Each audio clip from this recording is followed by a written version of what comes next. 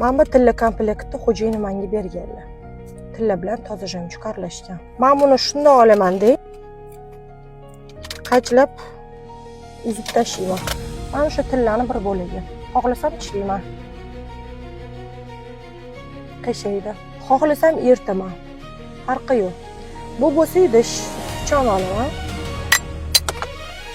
Sindirdim. Bilasizmi nima? Tillani qanchalik buking, sindiring, ezing, eriting, u baribir qiymatini yo'qotmaydi. Insonlar ham xuddi shunaqa.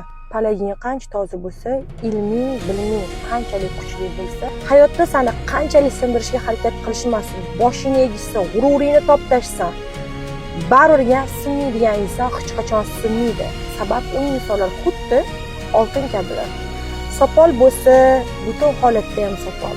Singandan keyin ham sopol. Uni yamasang ham sopol. Buni hech qanaqa qadr-qiymati yo'q. Xuddi qadr-qiymati yo'q insonlar kabi.